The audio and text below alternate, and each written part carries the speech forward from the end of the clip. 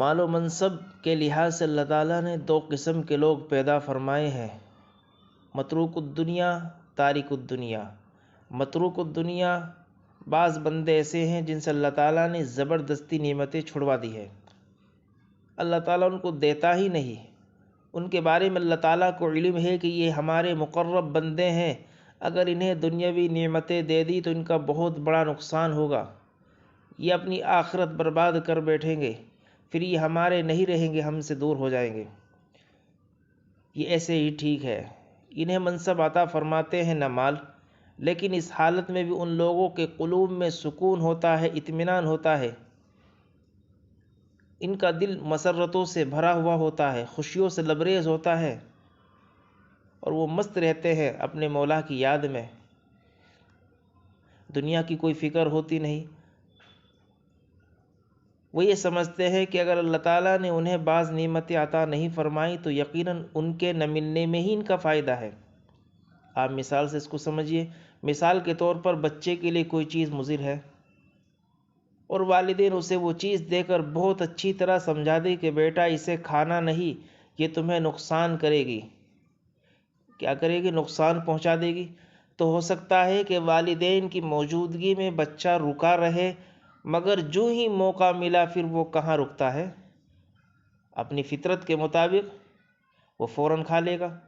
قربان جائیے اللہ کی محبت اور اس کے کرم پر اور اس کے فضل اور اس کی مہربانی پر کہ بندے کے لیے جو چیز ہلاکت کا سبب ہے، مصیبت کا سبب ہے، یا اس کے ایمان سے پھسلنے کا ذریعہ ہے، اس سے اسے زبردستی دور رکھتے ہیں، اس کی حفاظت فرماتے ہیں، ایسے لوگ متروک الدنیا کہلاتے ہیں۔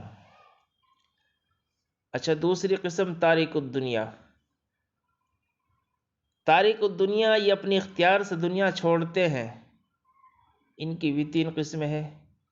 پہلی قسم وہ حضرات جو دل سے چھوڑنے کے ساتھ ظاہراً بھی چھوڑ دیتے ہیں، دنیا کی نعمتیں زیادہ استعمال نہیں کرتے، درویشانہ زندگی بسر کرتے ہیں، جیسے حضرت ابراہیم بن ادم رحمۃ اللہ علیہ، نہ کبھی تھے باد پرست ہم، نہ ہمیں یہ شوق شراب ہے، لب یار چوسے تھے خام میں وہی ذوق مستی خواب ہے۔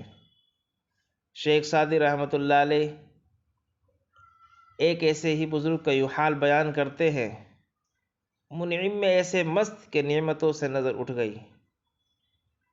کسی نے خوب کہا ہے، گلے بدیدم گل بدستے گل ببین سوئے گل۔ دوسری قسم یہ حضرات دل سے تو دنیا کو چھوڑے ہوئے ہیں، مگر ظاہراً دنیا کی نعمتوں میں رہتے ہیں، دنیا کی نعمتوں کو آئینہ جمال یار سمجھتے ہیں، ان نعمتوں کو محبوب حقیقی معرفت، محبت اور اطاعت میں ترقی کا ذریعہ بناتے ہیں۔ انہی نعمتوں میں منعم کا جلوہ نظر آتا ہے۔ اللہ تعالیٰ نے ان کے دل کو دنیا پر حاکم بنایا ہے، وہ اسے محکوم بنا کر رکھتے ہیں۔ مال اور منصب کی حکومت ان کے قلب پر نہیں ہونے پاتی، جیسے حضرت سلیمان علیہ السلام۔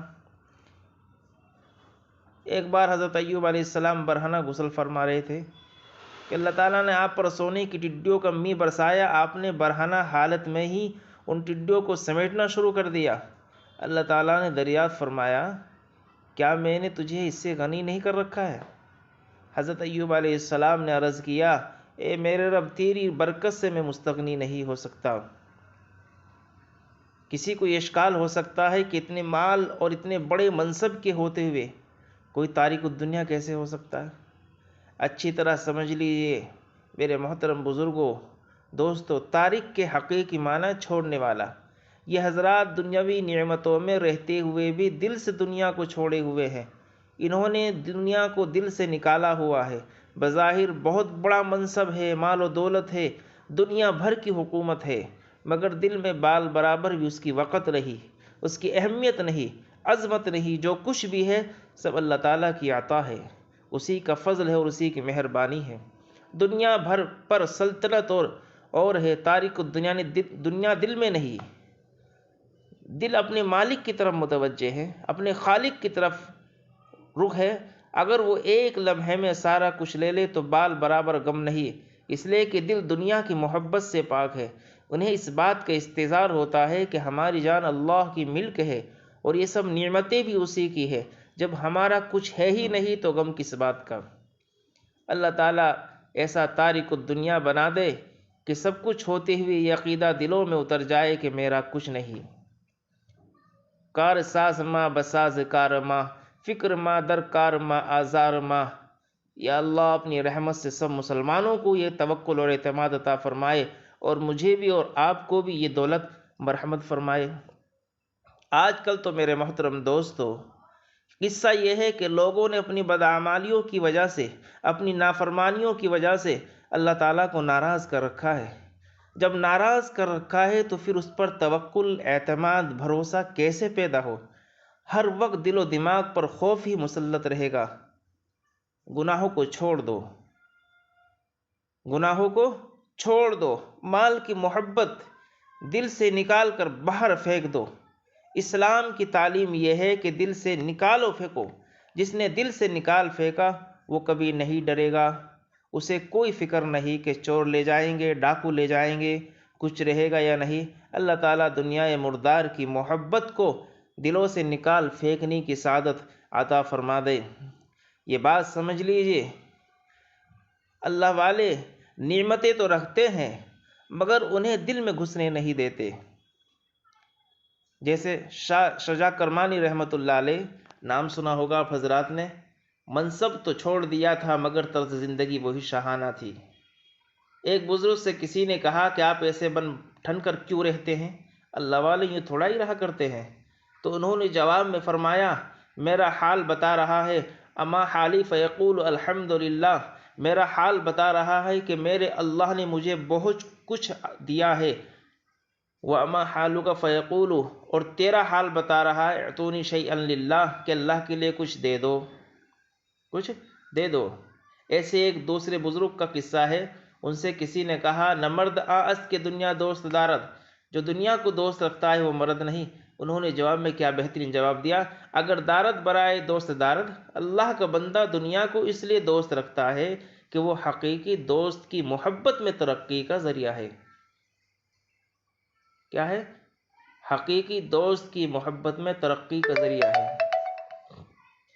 ایک بزرگ نے خواب میں دنیا کو باکرہ عورت کی صورت میں دیکھا تو انہوں نے اس سے پوچھا کہ اتنے شوہروں کے باوجود تو اب تک باکرہ کیسے رہ گئی؟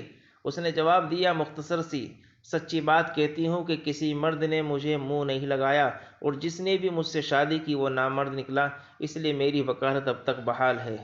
یہ دنیا مردار کے عاشقوں کا حال ہے۔ اللہ کے عاشق دنیا کی نعمتیں رکھتے ہیں تو اللہ کے عشق میں ترقی کرنے کے لیے نہ مرد است کے دنیا دوست دارد، اگر دارد برائے دوست دارد۔ اللہ کا بندہ اگر دنیا کی نعمتوں کو دوست رکھتا ہے تو دوست کے لیے دوست رکھتا ہے۔ دنیا کی نعمتیں محبوب حقیقی کا عطیہ ہے، اور محبت کا تقاضا ہے کہ محبوب نے جو کچھ دیا ہے اس کے ساتھ محبت رہے اور ادھر متوجہ رہے کس کی عطا ہے؟ یہ سب میرے رب کی عطا ہے۔ تیسری قسم، یہ لوگ نعمتیں رکھنے کے باوجود انہیں زیادہ استعمال نہیں کرتے۔ کھانا پینا، پہننا اور رہائش وغیرہ سب کچھ بہت ادنا معیار کا